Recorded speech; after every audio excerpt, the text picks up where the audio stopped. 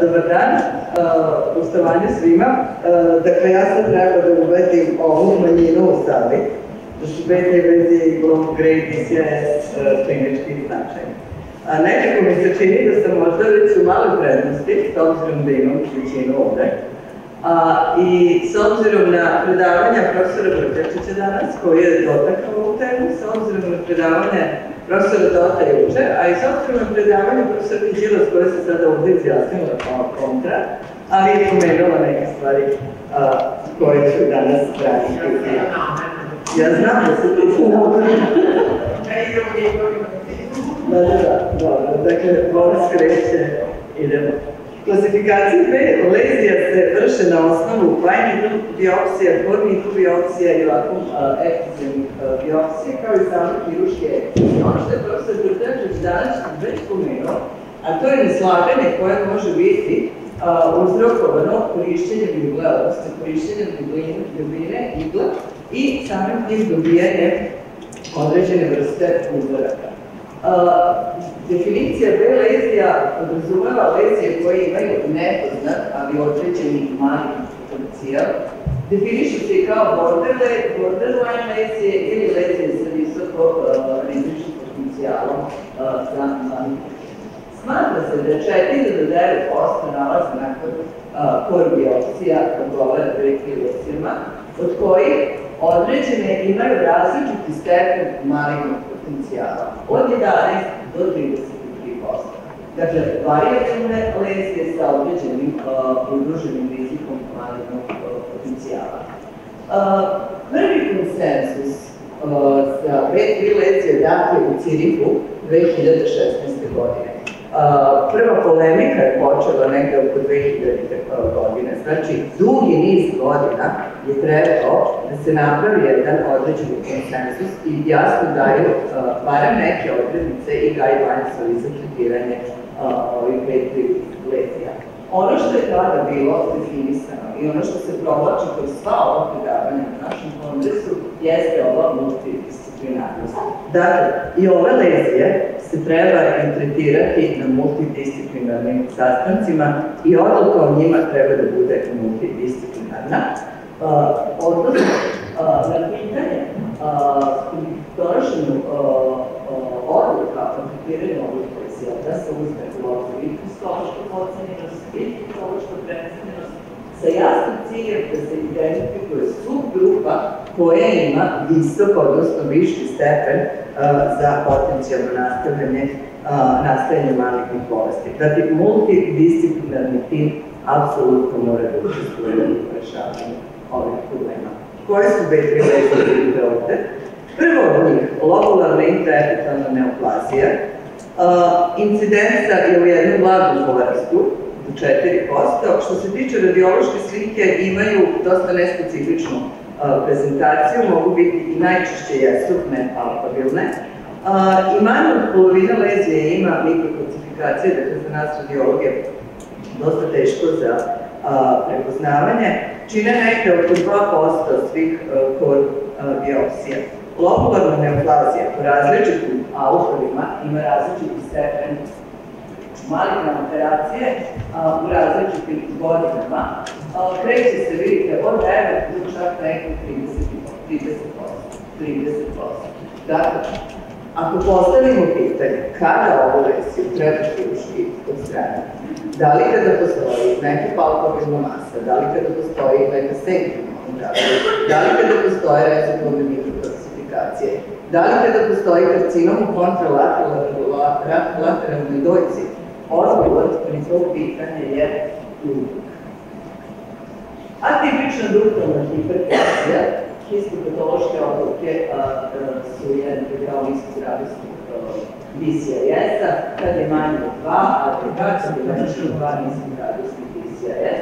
Definitivna dijagnoza tipične duktalne hiperplazije može da se postave ili biopsijom, core biopsijom, ili vakuum biopsijom ili hiruškom ekcizijom. Razlika može biti drastična. Znači, core biopsija nekad može da bude, da potceni samu definitivnu dijagnozu, tako da od 5 lezije dolazimo čak putem hiruške ekcizije do 5 lezija.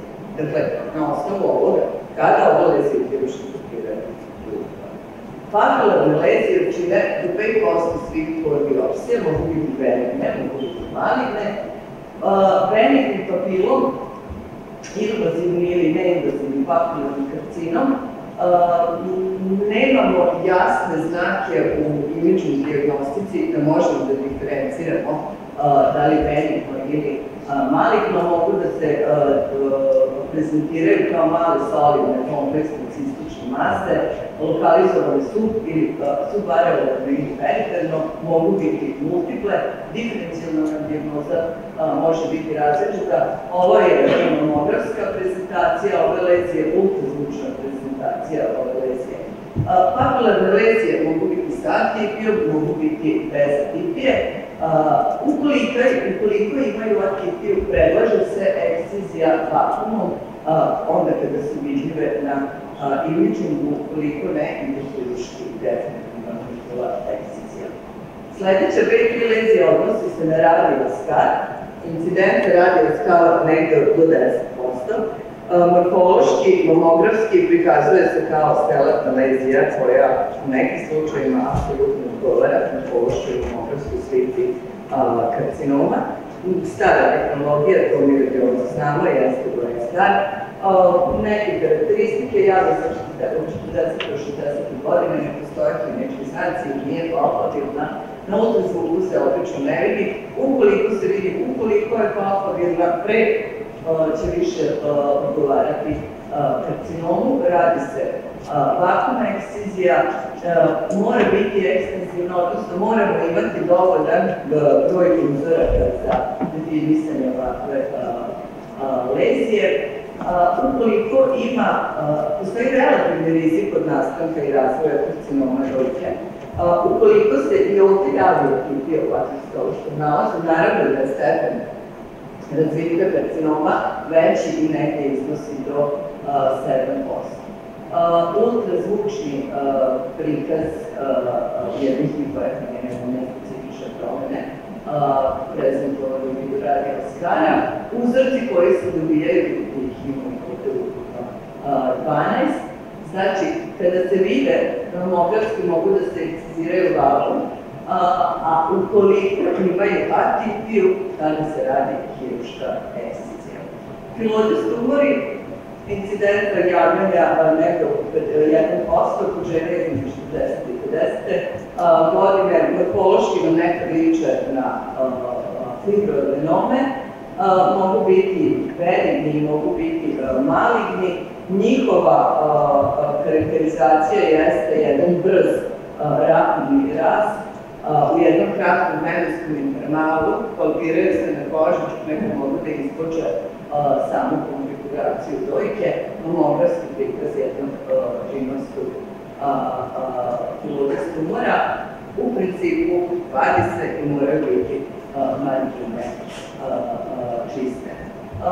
O ovome se dosta pričalo, znači low grade karcinom in situ predstavlja jednu heterogenu grupu neoplastičnih lezija lokalizovanih u duktusu i čine 25% svih novootkrivenih karcinoma dojke, naravno zahvaljujući i skriningu koji je u nas takođe uveden u zemlju predno 5-6 godina. Mamografski se prezentuju kao u vidu mikrotocifikacija koje su klasteri ili pleomorfne. U manje od 10% slučajeva se prezentuju kao palpabilne mase. Lokalizacija im je gornji lateralni kvadrant. Ono što se danas zna, uloga magneta, magnetna rezonanca je visoka. I u slučaju ako je indeksila pozitivna, ono što je danas preporuka, ono što je preporuka američkih autora iz aprila 2019. godine jeste hirurgija, jeste radioterapija i jeste adjuvantna endokrina terapija.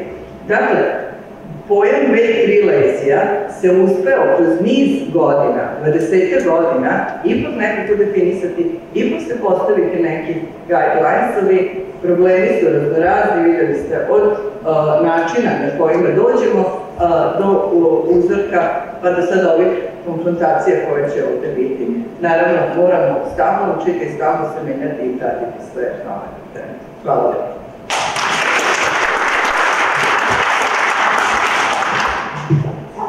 Hvala profesorki Vučaj. Docentkinja Provurović, izvolite.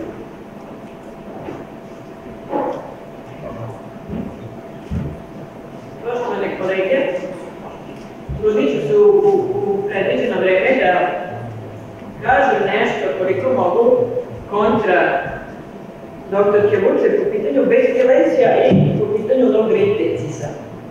U smislu da li je klinički značajano ili nije.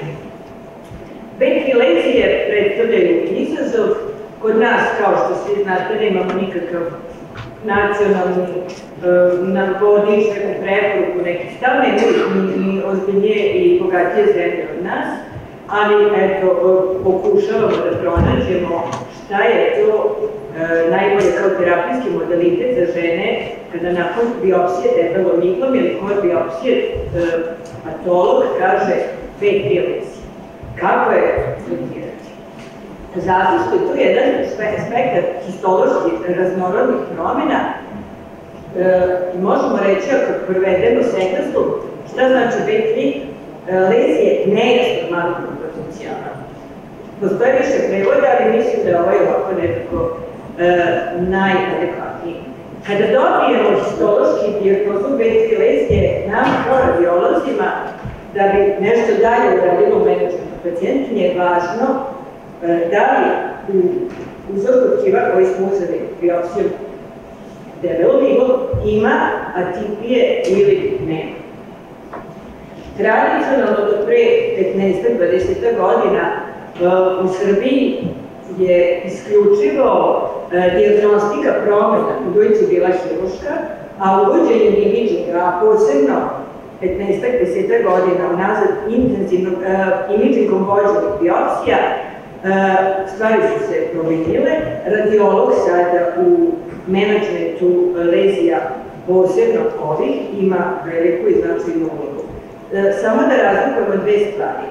Biopsija debelom iglom ili core biopsija na engleskom, znači ima daleko manje volumen i veličinu uzorkovanog tkiva, a biopsija pomoću ovog vakuum bioptera koju mi, ovo su slike naših bioptera u Kamenici, koristimo znači daleko veći volumen tkiva i standardno se uzima po proceduri veća količina tkiva. Znači imamo jedan za patologije možda ozbiljniji uzorak. Zašto nam je važna ova priča o bezsilenzijama?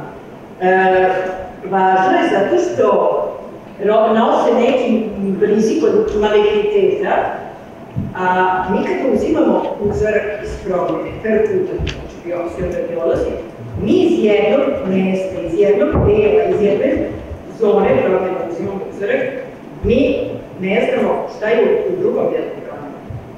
Umeju promjene da budu izuzetno heterogenog sastava. I da dobijemo iz iste lezije, ako uzimamo sa više različitih mesta različite patihistološke dijagnoze, a posebno ključnu priče s našim patolozima, sam i saznala da je može i hormonski status, odnosno receptorni status, da bude izuzetno različit iz iste te lezije. Lezije nose u trećini slučajeva, lezije nose udružen malignitet. To je u 40% svih bezsilenzija koje dobijemo na biopsije kod atipične duktalne hiperplazije, potom i globularne hiperepitelijalna neoplazija plektotipija i nešto u manjem procentu radijalskog itd. Zato nam je važna ova priča o bezsilenzijama, znači zato što u trećine slučajeva imamo udružen malignitet. A šta je ovde kontra hirurgiji, odnosno koji je menadžment? Ovo je britanski neki nacionalni protokol koji sam prepisala, odnosno čije sam slike postavila, kako oni predlažu da se dalje ponašu sa bezsilenzijama. Kada uzmemo debelom iglom uzorak iz dotične lezije, važno je znači, da li ima ili nema tipije. I onda dalje, ako nema tipije, ako leze krajnje benigna B2 ili B3, bez tipije, praćamo za rutinski screening, jedan uopšte znači. Ako ima tipiju, ili se pokaže da ima malignitet, leči se vrlo jednostavno. A ako u startu, nakon prve biopsije ima atipije, sledeći korak koji oni predlažu i koji mi zastupamo, ali nažalost ne sprovodimo rutinski, je da se uradi vakuum asistirana biopsija sa debelom iglom, znači sa iglom kojom ćemo dobiti jedan veliki volumen tkiva i time opet 2/3 naših pacijentkinja osloboditi, odnosno dalje hirurgija, odnosno svih tih komplikacija koje hirurgija i otvorena biopsija nosi. Znači, pro i kontra je ovde što ako radiolog šali može da završi sa ženom i dijagnostiku i tretman, odnosno 2/3 žena, to nije dijagnostički značajno, jer smo mi brzo, jednostavno s perkutnim biopsijama rešili. Šalu na stranu, ovo je protokol kojeg se sve više zemalja u okruženju, odnosno koje rade ove biopsije pridržava, pa je to predlog i za nas. Znači, jednostavno, kod biopsija nema atipije, žena se vraća u neki predavan screening, a ako ima atipije, onda tu istu ženu ponovo bioptiramo perkutan, ali daleko, na drugačiji način da obezbedimo veći volumen tkiva i za korektnu i preciznu dijagnozu, a i praktičnu u svrhu lečenja te žene, odnosno možemo odstraniti promene u celosti. Evo samo da vidite ko se time ne bavi, kako to izgleda. Ovo je prikaz jednog rutinskog standardnog bioptera, dobijamo uzorak, ovo je biopsija debelom iglom, a ovo je profesor Kedilas uslikana dok radi poseban sistem za stereotaksičnu biopsiju i evo ga, ko je biopsija, za vakuum asistiranu biopsiju sve vreme kontrolišemo mamografski, pratimo RD-zona i dobijamo jedan veliki volumen tkiva, da kažemo uslovno da ne možemo promenu da ne bioptiramo, odnosno da je promašimo, a često je ako imali dimenzije i potpuno možemo odstraniti.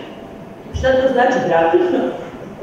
Znači, ovo je veličina uzorka standardno sa 14 gauge-a biopsijom, odnosno biopterom, iglom debine 14 gauge-a kada radimo, a ovo je predložen volumen za vakuum asistiranu biopsiju sa 8 gauge-a debelom iglom, znači iglom zaista ostaviti promera gde ćemo dobiti veliki volumen tkiva i odstraniti za definitivnu dijagnozu. Znači, još jednom, ako sa jednom ili dve perkutane biopsije možemo da rešimo pacijentini problem, ne mora biti dijagnostički značajno, odnosno nisu sve B3 lezije dijagnostički značajne, znači trećina njih statistika pokazuje ima atipiju ide dalje, a 2/3 pacijentkinja ide u rutinski screening, znači, kao što sam rekla, sve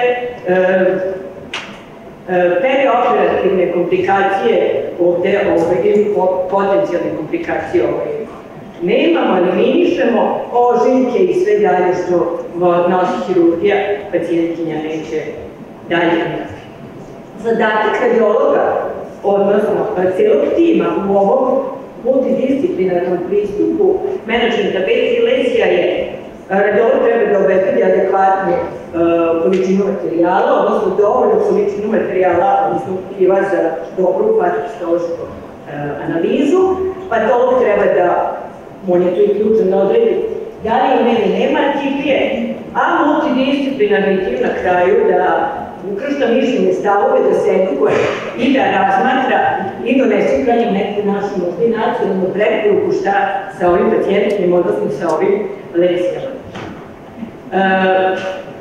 Osnovna preporuka britanskog tog modela na koji sam se ovde pozivala je da zašto uopšte treba to standardizovati, naravno da bi se mi svi međusobno bolje razumeli, da bi sve pacijentkinje imale isti tretman u istim situacijama, Mandatorno je da se radi kliničkom vođena biopsija, da nikakva hirurška biopsija ne može biti prvi modalitet ni u dijagnostici, ni u terapiji, kada god je za to postoje tehnički uslovi, kako bi se redukovao broj benignih, odnosno nepotrebnih biopsija, one koje nisu dijagnostički značajne. I takođe, da bi došli do ovog svega, moramo tu preoperativnu dijagnostiku usavršiti na svim nivoima gde se dijagnostika dojke radi.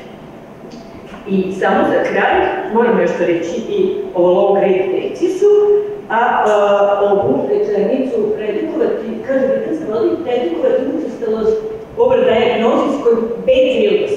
Pa mislim da je to slučaj rečenica za low-grade decis, da ne kontrolišemo te žene često, da smanjimo i stopu njihovih poziva na pregled i da ih ne prelečimo, što je poznato da se sa decisom inače radi, a posebno sa low-grade decisom. Zašto? Zato što je to te nula stadije bolesti, kako samo ima kažu, to je neinvazivni karcinom, juče smo od profesora to da čuli, ali da to stari naziv, naravno da jeste stari, u nazivu ima ili karcinom, ali kao nije, u stvari jeste, ima maligni potencijal u 20-30% slučaja, znači kao i kod ventilezija. U oko trećine pacijentkinja možemo očekivati progresiju in situ low-grade-a u low-grade invazivni tumor, a znači opet u 2/3 pacijentkinja neće progredirati dalje u bolest. Opet britanski protokol ovde kaže kad imate low-grade decis, prvo nema mesta šupi, imate dovoljno vremena da razmislite, da se konsultujete, da tražite drugo mišljenje. Kao pacijentkinja savjetuju, druga mišljenja savjetuju da je ona aktivno učestvuje u svom lečenju, zato što ima se prvo vremena i ništa nije toliko dijagnostički značajno da se žuri.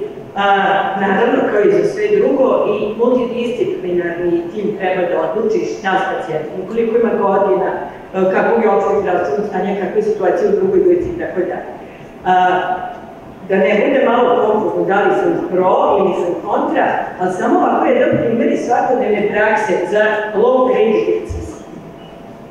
I za ono da ne bude radiolog je promašio i radiolog nije dobro se uzrati. Znači, ovo je jedan mamogram sa delom prikazanja, ali sa jednom zonom nepravnih mikrospikata. Kada se uzela, a to isto na ultrazvuku vidimo kako izgleda, čak možemo da kažemo da ima mikrospikata na ultrazvuku, znači da su dosta veliki, da ih ima puno. Uzeti uzorak vakumom, dobijenje low-grade decis. Ne znam koliko ove gledate, da li vidite stredica pokazuje samo u jednom od ovih 2, 3, 4, od ovih 8 uzoraka tkiva, samo u jednom smo imali mikrospikate. Iz tog jednog uzoraka gde smo imali patolog je rekao low-grade decis. Međutim, to po svim standardima mora cijelosti da se strani i naravno da je bilo tu i invazivne komponente. Znači, ne možemo samo ovako na osnovu ovog jednog uzora, treba da upozornije uzorak, zato i treba da se radi tako sa još termomigom, sa još više dobijenog materijala i kada je low-grade decis, ili uopšte decis, u ovom pitanju moramo voditi računa o heterogenosti samog tumora, znači ne zadovoljiti se samo sa ovim, ali u slučaju da ovo nakon ekscizije bio samo low-grade in situ karcinom, žena bi apsolutno životio bila i srećna. Hvala na pažnju.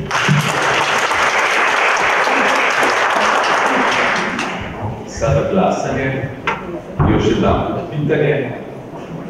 Ventilezije i nizkogradusni DCS su dijagnostički značajni. Kdo je za to ne digne ruku? Kdo je protiv? Niko. Mislio sam da niko kao ja. I dobro ste obavili posao jer ste sve probudili. Možda sam ja pričao. Ipak bi komentarisao U Sloveniji već dugo radimo i imamo to i debelu iglu i kod sasvim malog TCIS mi smo gratisnog od par milimetara, tu stvarno je mogućnost wait and watch ili najbolje uključiti u studiju. A kod B3 lezije mi jih ne svrstavamo u atipične i tipične, nego sve izvadimo, jer tu je ipak uzorak puno veći i ne zaboravite, tu je nekih 25% bar kod nas u Ljubljani posto da je to karcinom. Pitao bi profesor Brkljačića kako isto je u Zagrebu, ili u Hrvatskoj, ili u Evropi, ja mislim, ostalo. Hvala.